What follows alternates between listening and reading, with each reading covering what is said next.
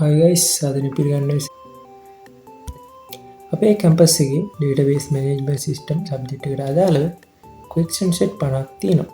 ඉතින් මේ question set 50ට අදාළව video series එකක් අද ඉඳන් මම ඔයාලට බලා ගන්න අරන් එනවා. ඉතින් question series එකේ පළවෙනි වීඩියෝ එක විදිහට question set 1 අද මම ඔයාලත් එක්ක කතා කරන්න බලාපොරොත්තු වෙනවා. එහෙනම් යමු අපි වීඩියෝ එකට. ඉතින් මේ තියෙන අපිට දීලා තියෙන පළවෙනි ප්‍රශ්නේ. ඒක කියලා තියෙනවා the data of all the students and teachers of Pinnaduwa Mahavidyalaya are stored in books. As a result, some data has been destroyed. Therefore, the principal of the school has decided to enter the data of all the students and teachers in the school into the computer software. The software was commissioned by AI Soft. As some you work as a software engineer for the company and the part 2 are assigned in to create the database. To do this, create a data using the information below. ඒ කියන්නේ පින්නදුව මහාවිද්‍යාලයේ ශිෂ්‍යයන්ගේ ගුරුවරුන්ගේ දත්ත පොත්වල සටහන් කරලා තියෙනවා. ඒ හින්දා සමහර දත්ත විනාශ වෙලා. ඒ හින්දා පාසල විදුහල්පතිතුමා තීරණය කළ තියෙනවා සියලු දත්ත පරිගණක මෘදුකාංගයකට ඇතුළත් කරන්න. ඒක AI Soft කියන කම්පැනිය සංවර්ධනය කරන්න බාර අරන් තියෙනවා. මේ software අපිට කියනවා ඒ කම්පැනියේ database create කරන engineer කෙනෙක් විදිහට අපිට මේ කියන software එකට database එකක් create කරන්න කියලා.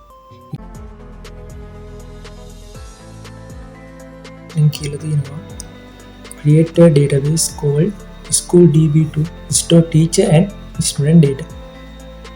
SchoolDB කියන database එකක් අපිට create කරන්න කියලා කියනවා. SchoolDB කියන නම තියෙන database එකක් create කරන්න තියෙනවා.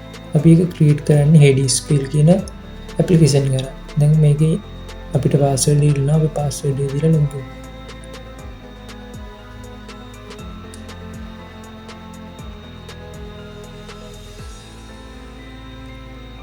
ඉතින් ලොග් වුණාට පස්සේ මේ විදිහට අපිට බලා ගන්න පුළුවන් HDSQL කියන ඇප්ලිකේෂන් එකේ ඉන්ටර්ෆේස් එක. අපි ඉස්සෙල්ලා මෙතන MySQL 8 කියන තැන right click කරාට පස්සේ අපිට option එකක් එනවා. ඒකේ create new කියන තැනට ගියාට පස්සේ ඒකට option එකක් එනවා database කියලා. ඒක click කරාම අපිට database එකට name එක දෙන්න form එක එනවා. අපි form එකේ name කියන තැන අපිට අතන දෙන්න කිව්වේ SchoolDB කියන name එක. අපි SchoolDB කියලා දීලා okay දෙනවා. දුන්නාට පස්සේ අපිට බලා ගන්න පුළුවන් මෙතන අපි SchoolDB කියලා create කරගත්තු database එක create වෙලා තියෙනවා. අපි බලමු දෙන ප්‍රශ්නේ මොකක්ද කියලා තියෙන්නේ කියලා. අපිට දෙන ප්‍රශ්නෙන් කියලා තියෙනවා create a table called student to store students data. Follow the instruction below to create table. මේ දීලා තියෙන පල්ලේ තියෙන දීලා තියෙන table එක use කරලා SchoolDB කියන database එක ඇතුලේ student කියලා අපිට table එකක් create කරන්න කියනවා. ඒකට අපි create කරගත්තු studentDB කියන database එකට right click කරලා create new දීලා table දෙනවා. දුන්නාට පස්සේ අපිට උඩින් එනවා table එකට name එක දෙන්න. name එක දෙනවා අපිට දෙන්න කියලා තිබි student කියලා. අපි එතන student කියලා දෙන්න ඕනේ.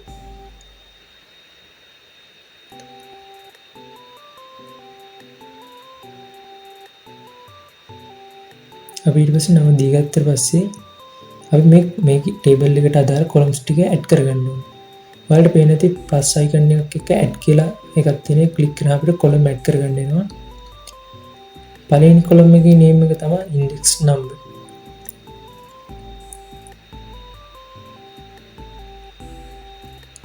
ඒකේ data type එක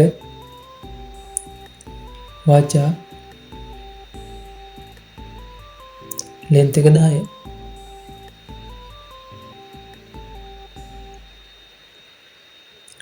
ඊළඟ column name එක first name.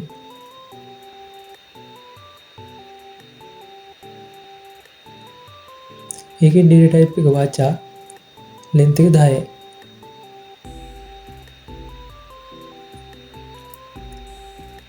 ඊළඟ කොලම් එක last name. ඒකේ data type එක වාචා length එක 45යි. ඊළඟ කොලම් name එක gender.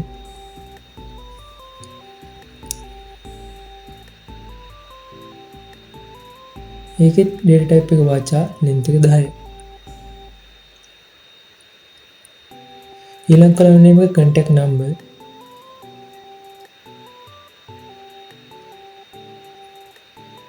data type එක වාචා length එක 10යි.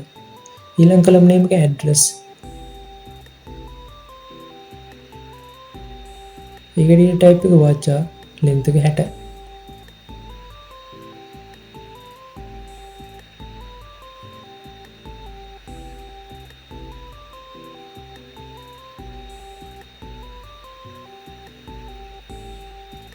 ඊට පස්සේ මේක මෙහෙම ක්‍රියේට් කරගත්ත පස්සේ මේ ටේබල් එකේ primary key එක විදිහට අපි දෙන්න ඕනේ index number.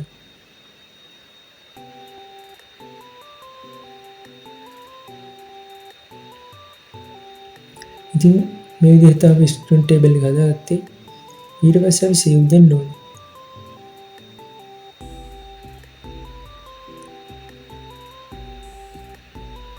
ඉතින් මේ තමයි අපි හදුවේ student table එක.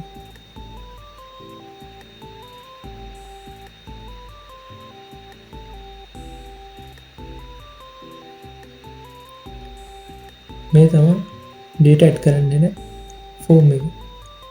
අපි අරගේ පල්ලෙහාට column add කරාට අපිට create වෙච්ච table එක මේ විදිහට බලා ගන්න පුළුවන්. එතන උඩ plus icon එක click කරාම අපිට ඒකට කැමති data එකක් add කරගන්න පුළුවන්. අපි නිකන් data එකක් දීලා බලමු.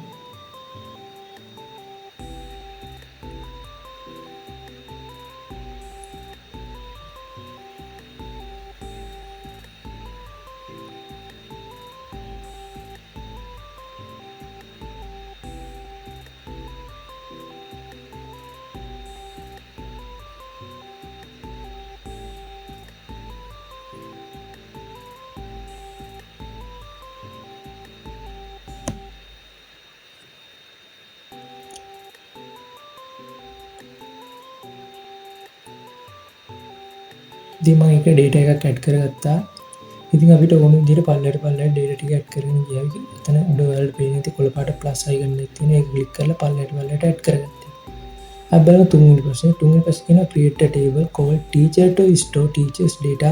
Follow the instruction below to create a table. කියන්නේ මේ දීලා තියෙන table එක use කරලා අර අපි කලින් student table එක create කළා වගේ school db කියන database එක ඇතුලේ teachers කියන table එක create කරන්න කියනවා. ඒකට අපි කලින් වගේම school db කියන database එක උඩ right click කරලා create new ගිහින් table දෙනවා. ඊට පස්සේ table එකේ name එක දෙනවා. අපි එතන දෙනවා teacher කියලා.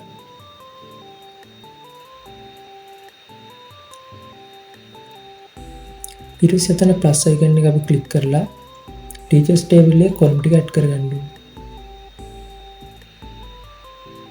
අපිට පළවෙනි එක කියනවා teacher register number.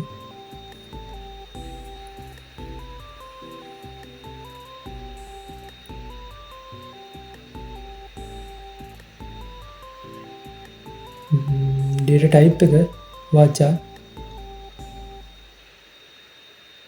length එක 10යි.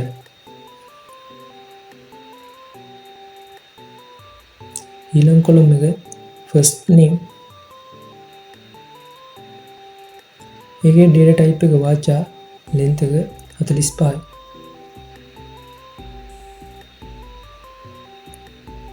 ඊළඟ column name එක last name. ඒකේ data type එක වාචා length එක 45යි. ඊළඟ column එක gender.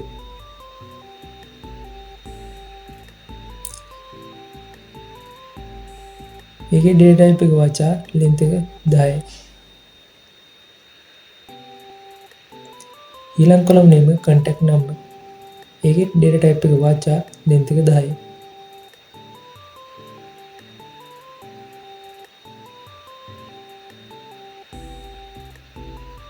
ඊළඟ column name එක email. ඒ කියන්නේ data type එක වචා length එක 50යි.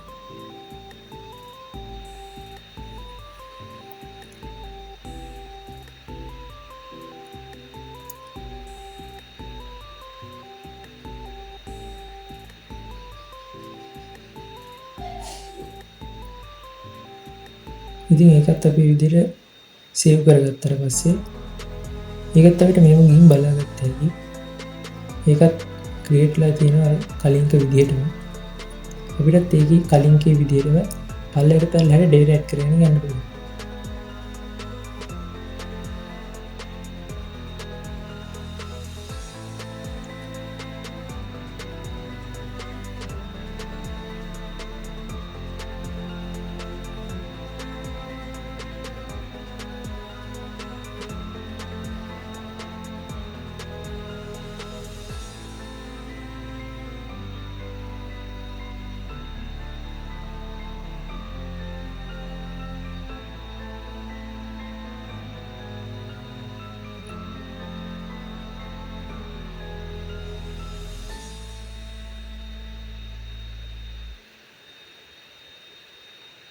ඉතින් මම එක data එකක් add කරගෙන ඉවරයි. ඉතින් ඔයාලට පේන විදිහට අපිට add කරගන්න පුළුවන් වුණා. ඔයාලට ඕන විදිහට පල්ලෙහාට add කරගෙන යන්න පුළුවන් data.